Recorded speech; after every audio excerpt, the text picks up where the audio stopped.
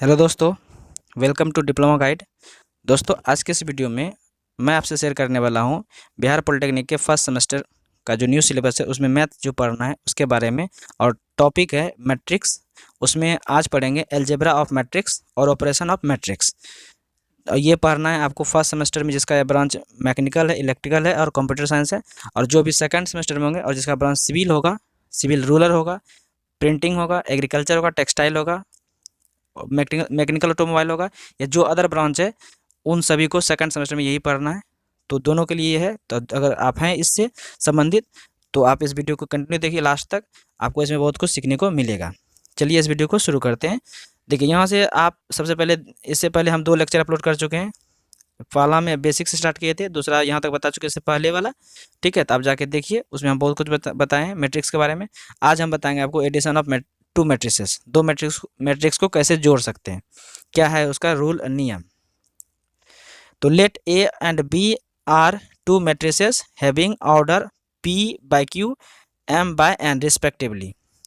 तो दो मैट्रिक्स को जब हम एडिशन करते हैं तो वो हम तभी दो मैट्रिक्स को जोड़ सकते हैं जब उसका ऑर्डर क्या हो, दोनों बराबर। जैसे कि ये पहला मैट्रिक्स का जो ऑर्डर है वो दूसरे मैट्रिक्स के, जैसे पहला मैट्रिक्स का जितना रो है दूसरे मैट्रिक्स का जितना रो है वो बराबर होना चाहिए। दूसरा मैट्रिक्स जितना कॉलम है पहले मैट्रिक्स जितना कॉलम है वो बराबर होना चाहिए। कहने का साफ साफ मतलब है कि मान लेते हैं कि ये एक मैट्रिक्स है 1 2 3 4, ये 2 बाय 2 का है, 2 रो है 2 कॉलम है। और एक मान लेते हैं एक और मैट्रिक्स है 4 5 6 7, ये भी 2 बाय 2 का है। तो आप देख रहे हैं कि ए मैट्रिक्स का जो रो है 2 है, तो बी मैट्रिक्स का जो रो है वो भी 2 है। ए मैट्रिक्स का कॉलम 2 गो है तो बी मैट्रिक्स का कॉलम भी 2 गो है। तो ऐसे कंडीशन में तभी हम इसको जोड़ सकते हैं। ऐसे रहेगा तो हम जोड़ सकते हैं दो मैट्रिक्स को। तो देखिए, यहाँ पर आप देख रहे होंगे लिखा हुआ कुछ टर्म्स कंडीशन कि to matrices have same order. Same order होना चाहिए, इसका मतलब है। तो अगर सेम ऑर्डर है 2 बाय 2 देख रहे तभी कि ए का भी था 2 का भी 2 बाय 2 था, सेम ऑर्डर है ना, दोनों का से एक ही ऑर्डर है, तो हम कहेंगे कि इसको जोड़ सकते हैं बढ़िया से। ठीक है, अदरवाइज जोड़ नहीं सकते हैं। ठीक है, तो आप देख लीजिए यहाँ पर। तो इसका मतलब स्क्वायर मैट्रिक्स को हम जोड़ सकते हैं, साफ साफ कहें तो, है ना। रेक्टेंगुलर मैट्रिक्स है, ऑर्डर सेम हो तो कोई दिक्कत नहीं, रेक्टेंगल भी चलेगा, लेकिन ऑर्डर सेम होना चाहिए। ठीक है, जैसे कि 2 रो है तो 2 कॉलम, जैसे मान लीजिए इसका 2 बाय 3 है, इसका भी 2 बाय 3 है, तो ये रेक्टेंगुलर है ना। रेक्टेंगुलर इन सेंस की हॉरिजॉन्टल मैट्रिक्स है, तो हॉरिजॉन्टल मैट्रिक्स को हम जोड़ सकते हैं, आराम से जोड़ सकते हैं, कोई दिक्कत नहीं है। देखिए, यहाँ पर बात करते हैं two matrices be added when both have same order and corresponding element will be added. देखिए, यहाँ साफ साफ लिखा है कि दो मैट्रिक्स का ऑर्डर अगर बराबर है तो उसका करस्पॉन्डिंग एलिमेंट को हम जोड़ सकते हैं। जैसे कि मान लीजिए ये ए मैट्रिक्स ए है, ये बी है, तो देख रहे हैं A1 B1 C1, A2 B2 C2, A3 B3 C3। 3 bye 3 order का है क्योंकि 3 रो है और 3 कॉलम है। आगे देख लेते हैं बी नंबर। तो यहाँ पे बी मैट्रिक्स जो है वो है A4 B4 C4, A5 B5 C5, A6 B6 C6। यहाँ 3 बाय 3 ये भी है। आगे दोनों को जब जोड़ेंगे, क्योंकि ऑर्डर सेम है, देखिए ऑर्डर पहला कंडीशन क्या है, जोड़ने में ऑर्डर सेम होना चाहिए, यहाँ भी दोनों में सेम है। ठीक है, देखिए 3 बाय 3 का है ना, ऑर्डर सेम है। अब दोनों को जब जोड़ेंगे तो करस्पॉन्डिंग एलिमेंट जुड़ जाएगा, जैसे A1 में A4 जुड़ जाएगा, B1 में B4 जुड़ जाएगा, C1 में C4 जुड़ जाएगा, फिर A2 में जो जुड़ जाएगा A5, B2 में B5 और C2 में C5, फिर A3 में B6, आप देखिए B3 में B6 और C3 में C6 जुड़ जाएगा। देखिए सब जुड़ा हुआ है। अब फिर से आप देख लीजिए यहाँ पर, देखिए इस दोनों को जोड़ा तो A1 A4 B1 B4 C1 C4 A2 B5 B2 B5, देखिए सब जुड़ा हुआ है। देखिए जुड़ा हुआ है, मतलब कोरस्पॉन्डिंग एलिमेंट को जोड़ देना है, वो हम बता चुके हैं। आगे आगे लिखा हुआ है यहाँ पर कुछ ऑपरेशन का मतलब जोड़ घटा होता है। यदि दो मैट्रिक्स को जब भी जोड़ते हैं या घटाते हैं तो उसका ऑर्डर सेम होना चाहिए, और यदि ऐसा नहीं हुआ तो दो मैट्रिक्स को हम ऐड नहीं कर सकते। साफ साफ लिखा हुआ है, तो ऑर्डर सेम होना चाहिए, ऑर्डर सेम नहीं होगा तो ऐड नहीं कर सकते। तो ये रूल हो गया। अब आगे बात करते हैं कि कैसे घटा सकते हैं, सब्ट्रैक्शन। ठीक है, सब्ट्रैक्शन कैसे घटा सकते हैं दो मैट्रिक्स को, ये ध्यान रखिएगा।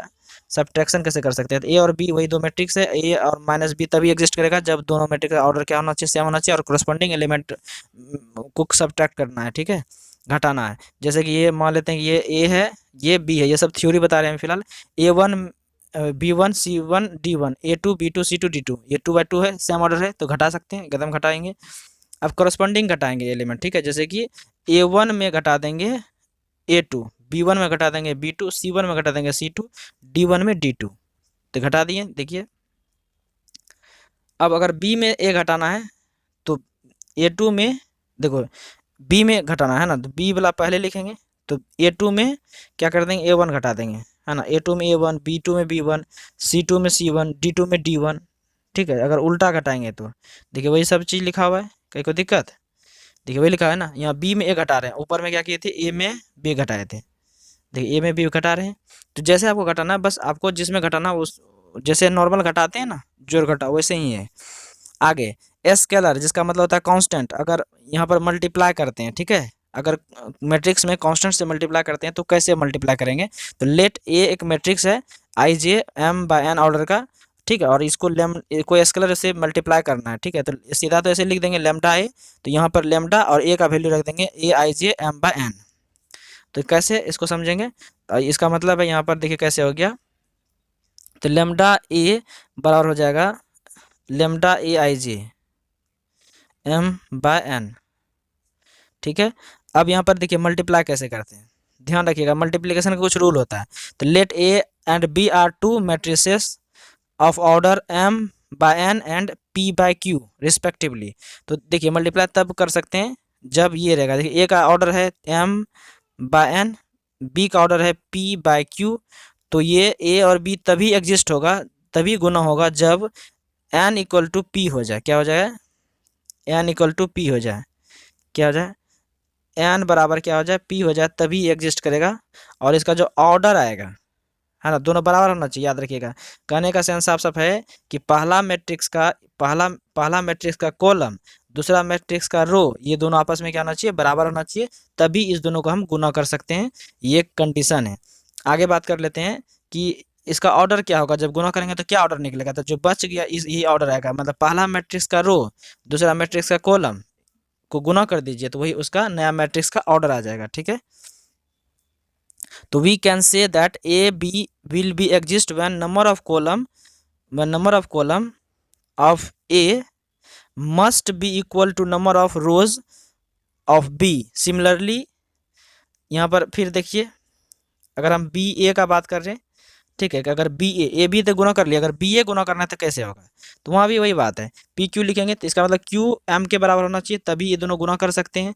और जब गुना करेंगे तो जो नया मैट्रिक्स होगा उसका जो ऑर्डर होगा वो क्या होगा, p/n होगा, क्या होगा, p/n, यही ना होगा जो बच गया, तो p/n ये ऑर्डर हुआ किस मैट्रिक्स का, जो नया मैट्रिक्स होगा बी ए का, ठीक है। आगे बात करते हैं, यहाँ लिखा हुआ है आपको हिंदी में कि दो मैट्रिक्स को गुना करने के लिए पहला मैट्रिक्स का कॉलम दूसरा मैट्रिक्स का रो बराबर होना चाहिए, तब गुना संभव है, ध्यान रखिएगा, ठीक है। जैसे कि अभी यहाँ पर देखिए एक मैट्रिक्स दिया हुआ है एग्जांपल के लिए, कि एक मैट्रिक्स है 2/3, दूसरा मैट्रिक्स है 3/1, तो क्या ये गुना कर सकते हैं इसको, तो कहने का सेंस है कि सभी मैट्रिक्स को हम गुना नहीं कर सकते, मतलब किसी भी ऑर्डर में रहे मैट्रिक्स और उसको गुना करेंगे तो ऐसा नहीं संभव है, ठीक है, कुछ कंडीशन है। तो जैसे कि इस दोनों देखिए 3 बराबर है ना, पहला मैट्रिक्स का जो कॉलम है दूसरा मैट्रिक्स का जो रो है वो बराबर है, तो अब गुना कर सकते हैं, तो ठीक है। तो यहाँ पर देखिए क्या बन जाएगा, इसका जो नया मैट्रिक्स होगा उसका ऑर्डर क्या बनेगा, 2/1 बनेगा, जो बच गया ये बच गया था ना, यही ऑर्डर बन जाएगा इसका, 2/2 रो होगा 1 कॉलम होगा, तो ए भी एग्जिस्ट करेगा, वो तब एग्जिस्ट करेगा जब ये दोनों बराबर होंगे, ठीक है। यहाँ देखिए, अब यहाँ देखिए ये दोनों बराबर नहीं है, ठीक है, इसमें देखिए है 2/3 है 2/2 है, यहाँ 3 है यहाँ 2 है, ये एग्जिस्ट नहीं करेगा, तो ए बी को आप गुना नहीं कर सकते हैं, तो A B does not exist, ठीक है। बट अगर ऐसे कर दें बी ए, है ना, ए बी किए तो नहीं हुआ, बी ए कर दिए तब एग्जिस्ट हो जाएगा, ठीक है। कैसे, देखिए 2/2 हो गया, यहाँ ए का भी हो गया 2/3, तो देखिए अभी के बार मिल गया, दोनों सेम है, ये वाला 2 यहाँ भी है, पहला मैट्रिक्स जो बी है उसका जो कॉलम है वो 2 है, और दूसरा मैट्रिक्स जो ए है उसका रो जो है वो 2 है, तो ये बराबर है, इसका मतलब अब के बाद जो ऑर्डर बनेगा वो 2/3 का बनेगा, देखिए एग्जिस्ट हो गया। तो बस ध्यान रखना है कि आपको इस तरह चीज़ें समझना है। तो अब यहाँ पर कुछ और चीज़ें हैं, गुना करने के लिए कुछ और रूल है जो बता चुके हैं आपको, ठीक है। यहाँ भी वही देखिए कि सेम कहानी है, गुना करना है दो मैट्रिक्स को, तो कैसे गुना करेंगे इसके बारे में। ए मैट्रिक्स है A1 B1 C1 D1, ठीक है। फिर बी मैट्रिक्स है A2 B2 C2 D2। फिर इन दो दो मैट्रिक्स है और ये ऑर्डर देख लीजिए इसका कितना है 2/2 EB 2/2। तो ये तो साफ साफ दिख रहा है कि 2/2 है, तो इसका जो है कि ये पहला मैट्रिक्स का कॉलम दूसरा मैट्रिक्स का रो मिल चुका है। इसका मतलब इसका गुना कर सकते हैं, कर दिए गुना। अब इसका जो नया जो निकलेगा मैट्रिक्स का जो ऑर्डर होगा वो 2/2 का होगा। देखिए गुना करके हम बताते हैं आपको। देखिए ये ऑर्डर पता कर लिए।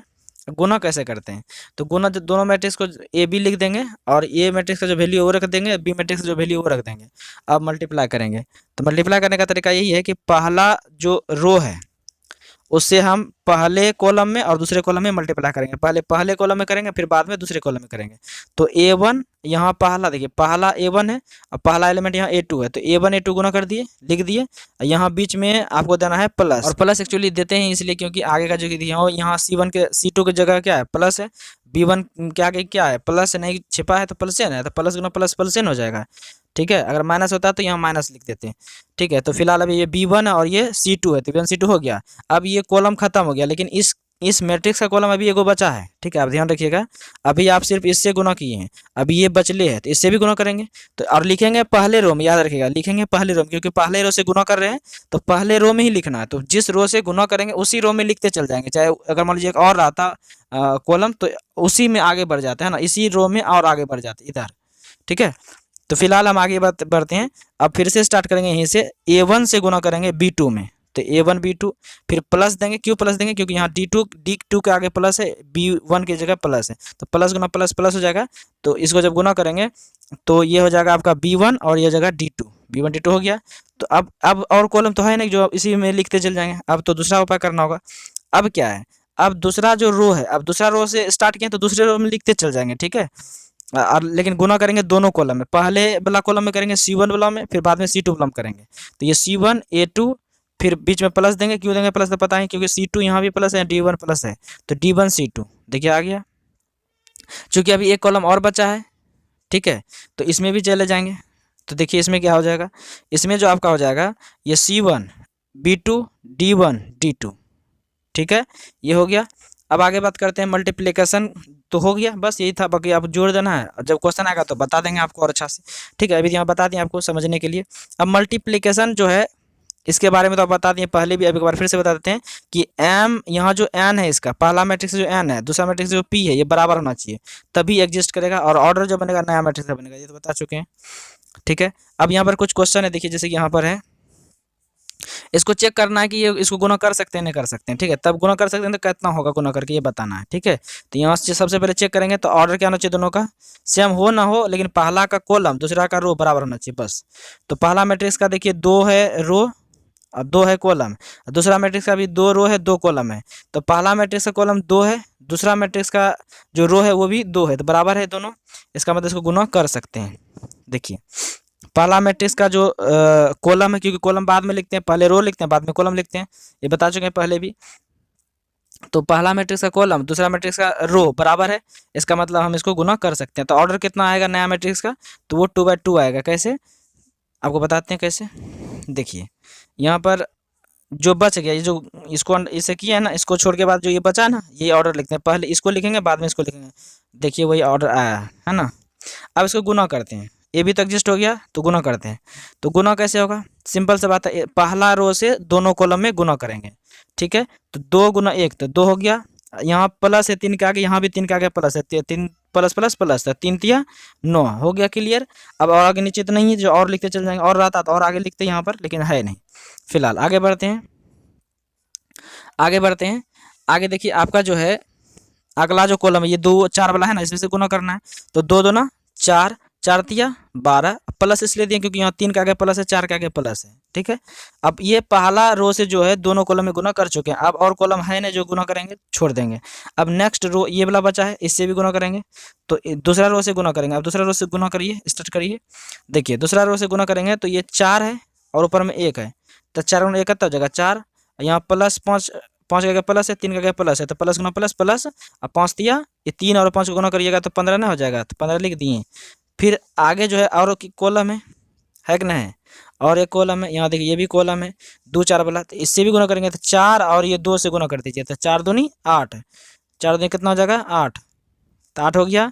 उसके बाद 5 गुना 4 करिएगा तो नीचे आइएगा ना, तो यहाँ भी 5, देखिए यहाँ आइएगा ना, ये तो हो गया ना, ये 4, अब तो ये हो चुका गुना, तब यही ना करना, 5 से ना गुना करेंगे। तो 5 और ये 4, तो 5 का आगे भी प्लस है, 4 का आगे प्लस है, तो प्लस गुना प्लस, प्लस से 5 चौके 20, ठीक है, तो ये 20 हो गया। तो आशा करते समझ में आ गया होगा आपको ये गुना। तो 9 दो कितना हो गया 11, 9 दो कितना हो गया 11, 15 4 कितना हो गया 19, अब 20 8 28, ठीक है। तो आप देख लिए, अब 12 4 16, तो ये देखिए सब आ गया वही, ठीक है। 9 देख लीजिए, हो गया क्लियर।